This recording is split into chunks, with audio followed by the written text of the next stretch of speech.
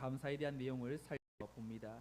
하나님, 오늘도 복된 주일 우리에게 허락하신 말씀 앞에 우리의 마음을 활짝 피곤한 육체는 강건함으로없고 하나님의 선하신 뜻 앞에 영적으로 눈이 밝아지고 하나님의 선하신 뜻을 잘 하여 이 말씀이 우리에게 주시는 하나님의 뜻 앞으로 인도함 받게 하시고 이 한 주간도 승리하며 하나님의 선하신 뜻 곧 그의 뜻대로 부르심을 입은 자들에게는 모든 것이 합력하여 선을 이루느니라. 아멘. 믿습니까? 아멘. 성도가 살아가면서 여러분 이 말씀만 제대로 붙들고 있다 할지라도 우리의 삶에 마주하는 문제를 직면하게 되고 그리고 그 상황에서 내일을 기약할 수 있습니다. 왜냐하면 이 하나님께서 신실하신 분이라는 사실을 우리가 기억하기 때문이죠. 여러분, 신실하다라는 말은 한결같다라는 말이고 변함이 없다라는 뜻이고 하나님의 약속하신 바를 반드시 성취하신다라는 신실하다라는 그러한 단어가 가지고 있는, 그러니까 우리가 함께 방금 하나님을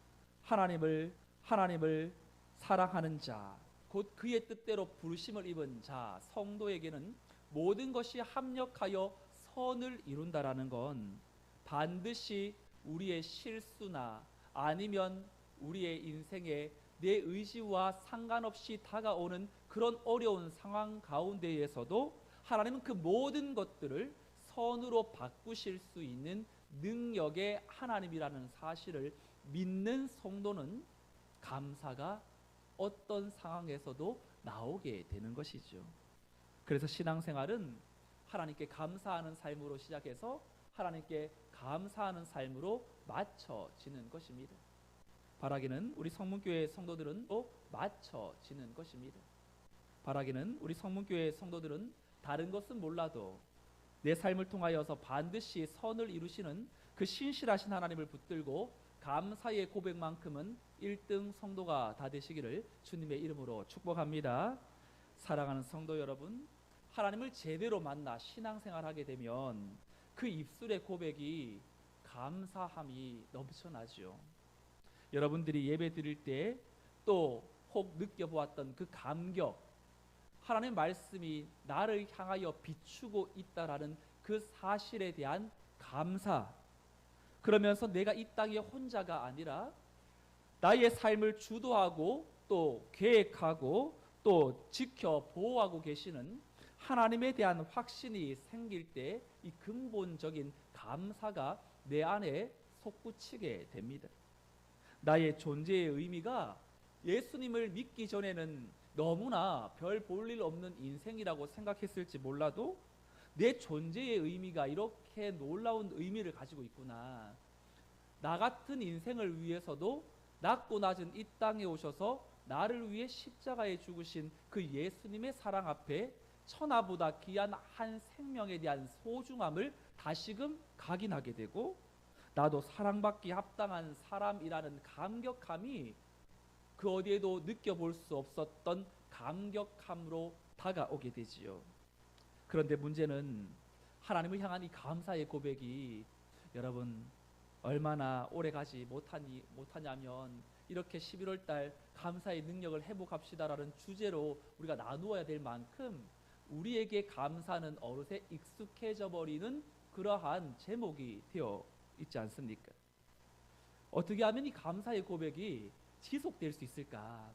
어떻게 하면 이 감사가 우리의 입술에서 떠나지 않을 수 있을까? 오늘 본문 말씀에는 세 가지가 바로 하나님에 대한 감사를 풍성하게 만든다고 이야기하고 있습니다. 첫 번째, 함께 화면을 보시고 함께 선포해 보겠습니다. 감사의 고백을 풍성하게 만드는 첫 번째 화면 띄워주시겠어요? 네. 네. 네, 이겁니다. 시작. 사랑으로 감사함을 풍성하게 하라. 네.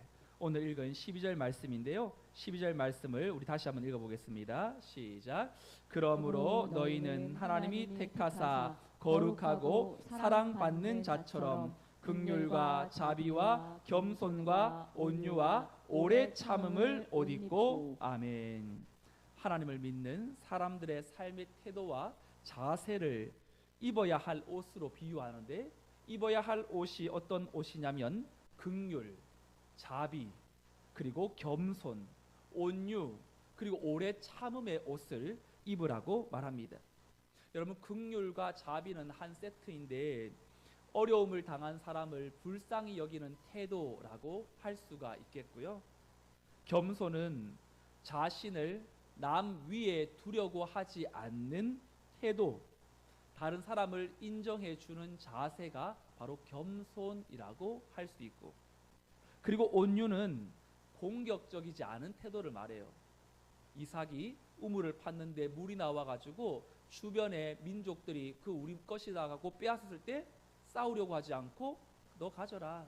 그리고 다른 곳으로 가서 또 우물을 파는 그 모습. 그래서 온유하다라는 그 이삭을 이야기할 때 이야기하는 것처럼 온유는 다른 사람에게는 다 좋은 것을 가지게 하고요. 자기는 남이 남긴 부스러기라도 나는 이것으로도 살 수 있다라는 그 여유. 왜 그럴까요?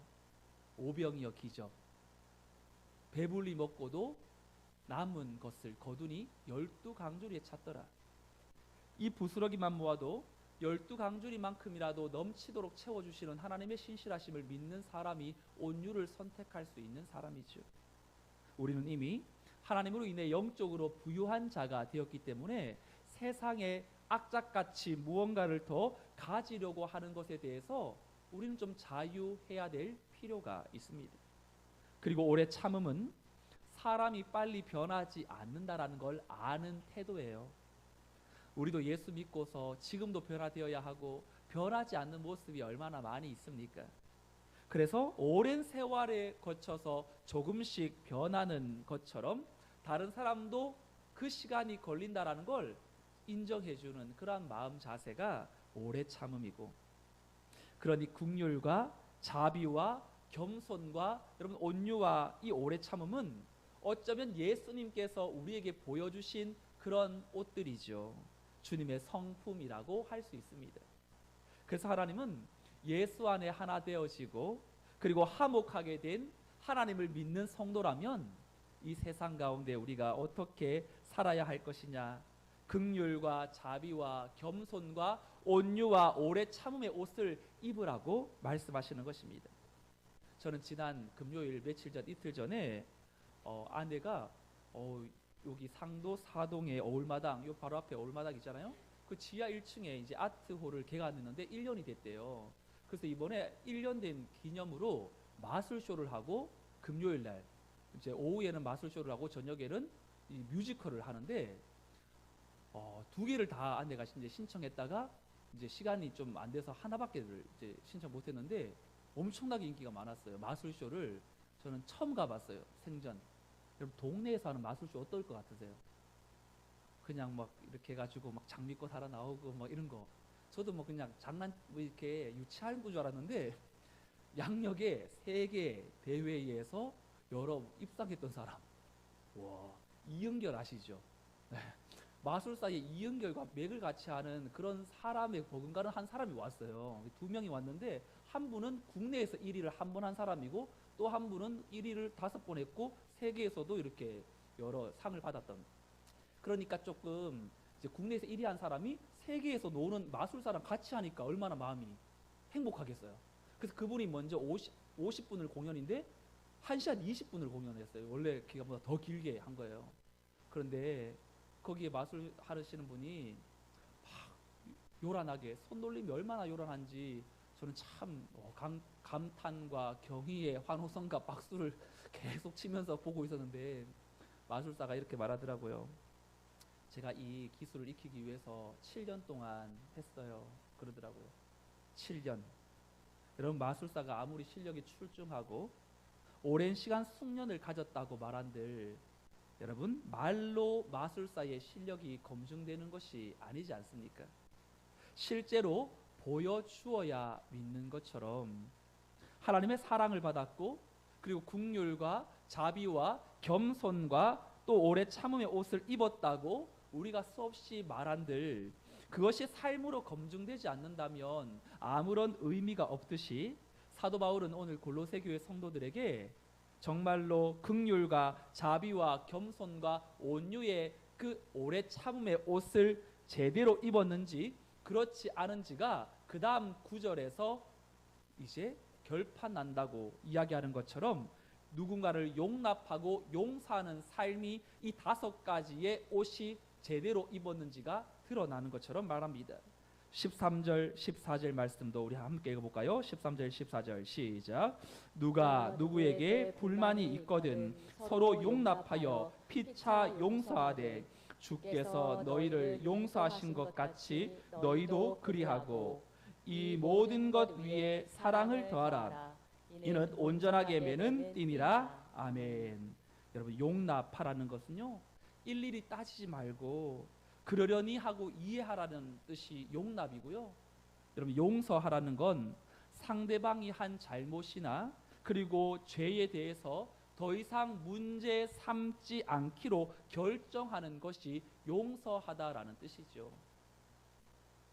용납은 상대를 있는 그대로 받아들이는 관계를 출발하는 그러한 이 관계 맺는 출발점이라면, 용서는 상대의 잘못을 덮고 다시금 사랑과 신뢰를 선택하는 관계 회복의 열쇠입니다.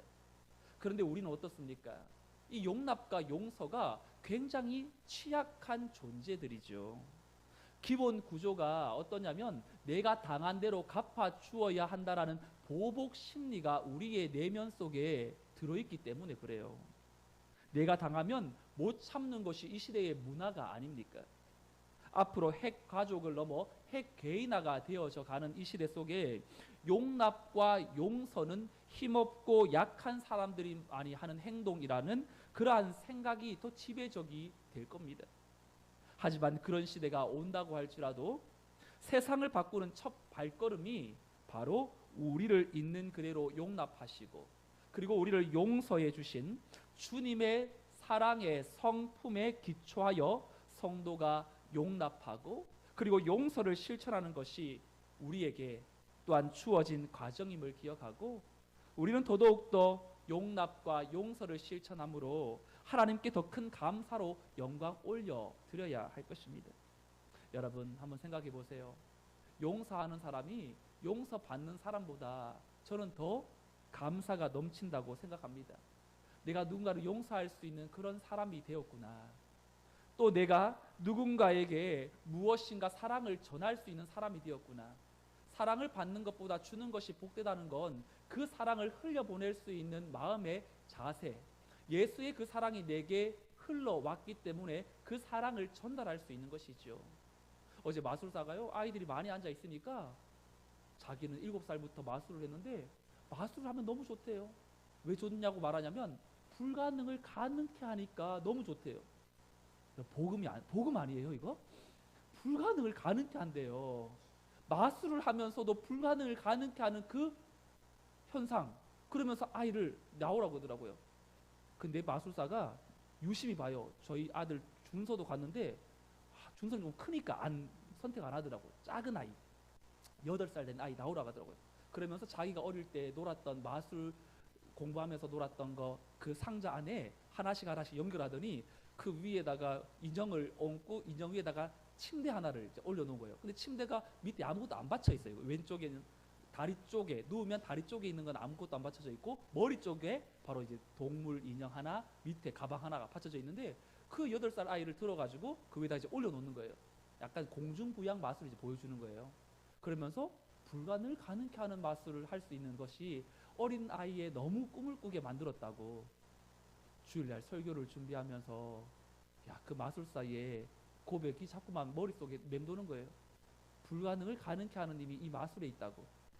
여러분, 우리에게는 이미 죽어 죄의 삭선 사망이라는 그 결과만이 남아있는 우리에게 정말로 불가능한 우리의 인생에게 주님이 찾아오셔서 정말 마술과는 비교할 수 없는 영생의 복락의 강수를 허락해 주셨다면 우리는 누군가를 향하여 용납하고 용서하는 것이 왜 불가능하겠어요?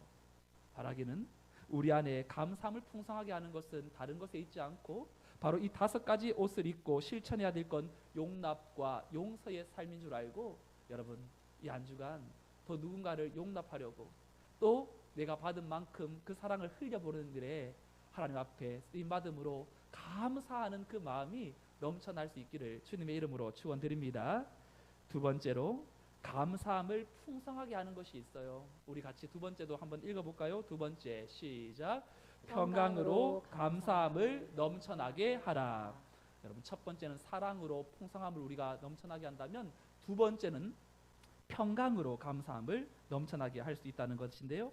15절 말씀, 우리 본문 15절인데요. 함께 읽어보겠습니다. 15절 시작. 그리스도의 평강이 너희 마음을 주장하게 하라. 너희는 평강을 위하여 한 몸으로 부르심을 받았나니 너희는 또한 감사하는 자가 되라. 아멘. 여러분, 여기에서 한 몸으로 부르심을 받았다고 할 때 한 몸은 교회를 말합니다. 그런데 교회 안에 가득해야 할 것이 무엇이라고 말씀하냐면 평강이라고 강조해요. 그리스도의 평강이 너희 마음을 주장하게 하라. 개인적으로 우리가 여러분 기도할 때 제일 많은 기도가 이 평강에 집중되어 있지 않으세요? 하나님, 지금 너무 마음이 힘들어요. 지금 어떻게 해야 될지 모르겠어요. 나 너무 영적으로 육체적으로 공고해서 일어날 힘조차 없어요. 하나님, 내면의 평강, 세상에 줄 수 없는 그 은혜가 내게 넘쳐나게 해달라는 그 기도가 우리의 모든 기도의 주된 내용 아니겠어요? 공동체적으로도 이 평강을 위하여 우리가 부르심을 받았다고 성경은 말합니다. 여러분, 이 평강이 도대체 무엇이길래 성경은 평강을 이토록 강조하는 것일까요? 예수님께서 십자가에서 죽으시고 부활하셨어요. 하지만 주님은 너무 부활하셔서 기쁘지만 기뻐하지 못하고 있는 사람들이 있었죠. 바로 예수님의 죽으심과 부활을 수없이 들었지만 믿지 못하고 있었던 제자들. 제자들은 방문을 꼭꼭 걸어 잠그고 창문을 닫고 한 자리에 모여 있었어요. 걸릴까봐. 저들도 예수님과 같은 도당이라 걸릴까봐 무서워서 나가지도 못하고 한 자리에 모여 있을 때 주님이 찾아오셨어요. 그리고 그들에게 이렇게 말하죠. 누가복음 24장 36절 함께 읽어볼까요? 시작.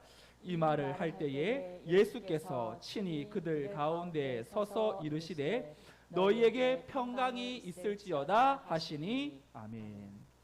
두려워하는 이들에게 부활하신 주님이 못 믿고 있는 그들을 향하여 평강이 있을지어다, 이 평강을 선포하세요. 여러분, 가정의 평강은 누구에 의해서 좌지우지되는 경우가 많습니까? 남편입니까? 아내입니까? 아내. 어떻게 그렇게 잘하세요? 남편이 일을 마치고 집에 돌아오면 가정 안에서 화목한 그러한 분위기가 느껴지면 남편이 평강을 느끼겠죠. 자녀들은 부모의 품 안에서 사랑과 돌봄을 받을 때에 평강을 느끼겠죠. 청년들은 좋은 직장에서 일과 삶이 균형을 맞추고 또 비전을 발견하고 그 비전을 향하여 힘차게 전진할 때 평강을 느끼겠죠. 장년들은 자녀들이 잘 자라서 독립하고 세상에서도 가치 있게 쓰임받으며 또한 잘 그들의 갈 길들이 정해져 가고 있으면 평강을 느낄 것이고, 노년의 성도들은 자신의 삶에 있어서 오늘 참으로 하나님께서 강건하게 육신의 은혜를 허락하셔서 눈 뜨면 천국으로 바뀔 수 있는 그런 날들을 생각하면서 평강을 느끼기도 하겠죠. 근데 여러분, 우리가 생각하는 이런 인생에 기대하는 평강은 어쩌면 이 세상에 국한된, 우리가 살면서 문제없이 일이 잘 되는 것, 걱정이나 탈이 없는 걸 평강이라고 생각하겠지만, 성경에서 주님이 제자들에게 평강이 있을지어다 할 때 그 평강은요, 사망 권세를 이기신 죽음을 정복한 평강이에요. 세상으로 볼 때에는 제일 높은 형량은 아마도 사람을 죽인 살인자가 받는 벌이겠지요. 그런 점에서 사람들은 예수님을 십자가에 달아 죽게 했고, 주님은 그 사망에서 이기셨고, 그러니 예수님의 평강은 세상의 죄의 미움, 살인, 죽음을 다 이기신 평강, 어쩌면 우리가 이 땅에 살면서 얻게 되는, 또 바라는 그 정도의 수준이 아니라 죽음을 넘어선, 그러니 죽음을 넘어섰다는 건 어떤 것도 이 죽음 앞에는 힘을 발휘하지 못할 정도로 굉장한 능력, 그러니 죽음을 넘어선 예수님을 믿는 믿음으로부터 오는 평강은 이 세상에서 어떤 문제도 다 나는 감당하고 또 그 상황에서 나는 직면하고 넘어간다라는 그러한 평강이라는 것이죠.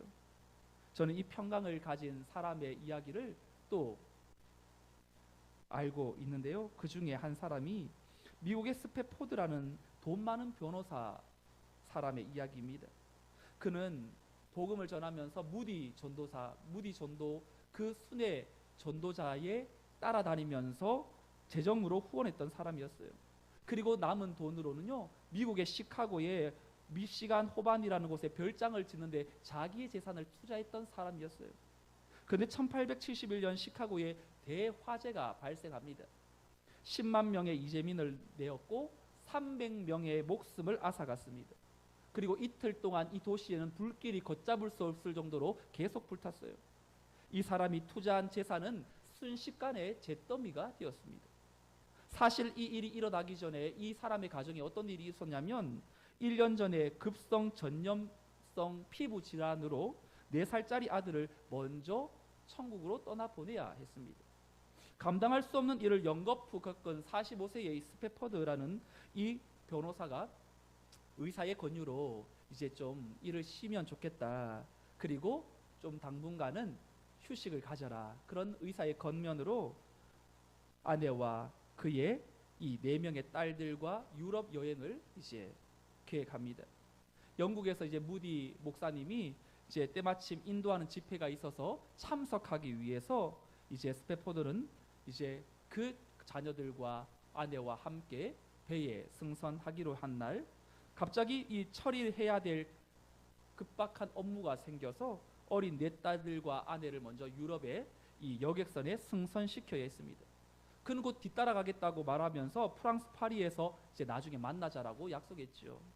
그런데 대서양을 횡단하는 이 여객선, 이 빌르드 아모르라는 이 여객선이 1873년 11월 15일 313명을 태우고 이제 뉴욕항을 떠나 파리로 향하고 있었는데, 순항하던 여객기는 정확하게 일주일이 지난 11월 22일 승객들이 잠들어 있는 이 새벽 2시 영국에 있는 한 범선과 정면 충돌하는 사고가 발생합니다. 여객선 안은 순식간에 아수라장이 되었고, 그리고 비명소리로 가득했고, 스패퍼드의 부인 안나는 아이들을 데리고 갑판 위로 올라가려고 했지만 갑작스럽게 밀려 들어오는 그 물에 휩쓸리고 맙니다. 얼마 지나지 않아 배는 가라앉았고, 그리고 이 사고로 226명의 목숨을 잃고 87명만이 구조됩니다. 의식을 잃고 쓰러진 아내가 구명정에 의하여서 가까스로 구출되었는데 11살, 9살, 5살, 2살 난 딸들은 모두 물에 잠기고 말았어요. 뉴스를 통해 사고 소식을 들었던 스패퍼드의 이 변호사는 이제 이 소식을 듣고 12월 2일 아내로부터 하나의 전보를 받아요. 혼자 살았음이라는 전보 한 장을 받습니다. 여러분, 한순간의 자녀와 모든 자신의 인생에 그 힘든 고뇌를 마주해야 될 이 사람의 밀려오는 그 감정을 추스리면서 무엇보다 딸들을 잃은 아내가 혼자 힘들어할 것을 생각하고 그를 만나기 위해 영국으로 향하는데, 그가 배 한가운데에 대서양을 지날 때에 선장이 그 스패퍼드에게 바로 지나가는 이곳이 사고 난 지점입니다라고 알려줍니다. 스패퍼드는 바닷속을 들여다보면서 눈에 넣어도 아프지 않을 어린 아이들이 출렁이는 바닷물이 얼마나 차가웠을까, 너무나 큰 괴로움과 고통으로 하나님께 울부짖으며 기도합니다. 주님, 저는 주님의 일을 가장 귀하게 여겼고 주님을 사랑했습니다. 그런데 왜 이런 고통을 주십니까? 이제 어떻게 살아가야 합니까? 그의 절규는 밤새도록 그칠 줄 몰랐습니다. 절망하며 탄원하면서 기도하던 스패포드에게 갑자기 주님의 마음속 깊은 곳에서 형언할 수 없는 평강을 느꼈다고 합니다. 평생 경험해 보지 못했던 그 평안에 그가 압도되어서 그 영감을 받아서 그 자리에서 곡을 쓰기 시작합니다. 그리고 그것이 내 영혼 평안해, 내 영혼 평안해, 내 영혼 평안해라는 우리가 불렀던 413장의 내 평생 가는 길 순탄하여. 원제목은 It is well with my soul, 내 영혼 평안해라는 곡입니다. 주님의 평강은 말로 형언할 수 없는 고통 가운데서도 다시금 고난이 끝이 아님을 선포하는 힘이고, 그리고 하나님의 위로와 천국에 대한 그 확신으로 그 상황을 담담하게 견뎌내는 놀라운 능력이죠. 사랑하는 성도 여러분, 세상의 것으로는 우리에게 참 평강이 될 수 없어요. 진정한 감사의 고백은 평안의 은혜가 내 안에 넘쳐날 때 물질의 많고 적음을 떠나서, 보이지 않는 내일의 불투명함을 떠나서 내가 할 수 있는 것이 없는 그 상황 가운데서도 여전히 감사할 수 있는 것은 그 주님의 평강을 경험한 성도의 삶이 또 이루어질 때 가능한 것이죠. 우리 모든 주의 권속들의 마음이 사망 권세를 이기신 그 그리스도의 평강으로 우리의 내면에 그 평강으로 인한 감사함이 더욱더 커져가기를 주님의 이름으로 축원드립니다. 마지막 세 번째, 감사함을 풍성하게 하는 것은 우리 같이 한번 또 선포해 볼까요? 세 번째, 시작. 말씀과 찬양으로 감사함을 넘쳐나게 하라. 오늘 16절 말씀도 같이 읽어보겠습니다. 16절 시작. 그리스도의 말씀이 너희 속에 풍성히 거하여 모든 지혜로 피차 가르치며 권면하고 시와 찬송과 신령한 노래를 부르며 감사하는 마음으로 하나님을 찬양하고. 아멘. 하나님의 말씀이 우리 안에 풍성하게 거한다는 것은 평소에 하나님의 말씀을 많이 들어서 우리 속에 하나님의 말씀이 채워져 있다라는 것을 말하는 것이죠. 여러분, 하나님의 말씀이 내 안에 채워지면 세상의 유혹의 소리가 들어올 자리가 없습니다. 항상 유혹에 취약한 사람들은 의지가 약한 것도 있지만 한편으로는 나 유혹받고 싶어라는 그런 마음이 있기 때문이죠. 그 유혹이 주는 즐거움을 알기 때문에. 예를 들어 여러분, 밥을 많이 먹고 난 뒤에 배부른데도 디저트를 보는 순간 뭐라고 얘기합니까? 디저트 배는 따로 있어, 이렇게 얘기하죠. 간식은 간식이지 맛있게 먹으면 0칼로리야 라고 이야기하죠. 이런 말들은 이왕 먹을 거 기분 좋게 먹자는 것이지만 속내는 살찌면 찌리라라는 그런 마음 아니겠어요? 핵심은 내 안에 강하게 사로잡고 있는 것이 결국 나를 사로잡는다는 겁니다. 하나님의 말씀이 우리 안에 흘러넘치면 매사에 하나님의 뜻을 발견하는 것이 너무나 수월합니다. 하지만 사람의 소리가 들리고 세상의 유혹으로 채워지면 결국 말씀과 위배되는 것으로 살아갈 수밖에 없는 것이죠. 여러분, 얼마나 말씀을 읽고 계세요?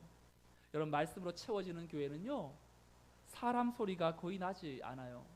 하지만 시끄러운 교회일수록 하나님의 말씀보다 사람의 소리가 커지는 교회입니다. 그래서 모든 지혜로 피차 가르치며 권면하라라고 말합니다.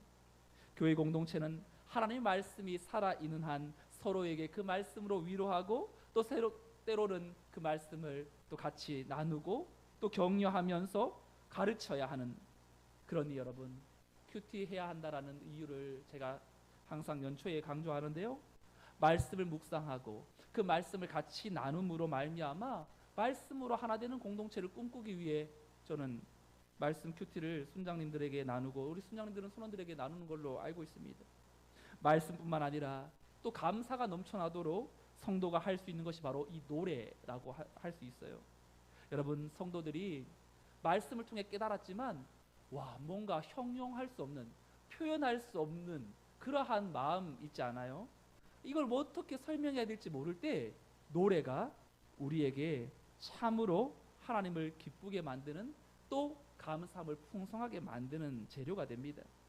여러분, 찬양을 할 때에 우리의 인생에 참으로 이 가사에 내 삶이 녹아지고, 내가 이 가사와 같았는데 위로를 받으며 기쁨이 되며 예배 시간마다 부르는 이 찬송의 소리를 우리는 함께 나누면서 선포하면서 하나의 곡조 있는 기도로 올려드리는 거죠.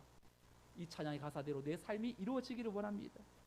여러분, 오늘 우리가 이 말씀 앞에 12월 한 달을 보내고 또 12월 달을 준비하며 우리의 남은 삶을 또 나아갈 때 여러분 감사함이 풍성할 수 있도록 오늘 용납과 용서라는 사랑을 실천함으로 감사함이 넘쳐나기를, 죽음을 이기신 그리스도의 평강이 내 안에 충만하여 감사하는 삶을 하나님 살아갈 수 있도록 도와달라고 기도하시고, 말씀과 찬양으로 채워져 기쁘고 즐겁든 공고하든 어떤 상황에서도 말씀으로 인도함을 받아 하나님을 향한 찬양의 소리가 울려 퍼지는 그러한 참된 감사의 삶, 우리 모든 성도들의 삶에 있어지기를 주님의 이름으로 축원드립니다.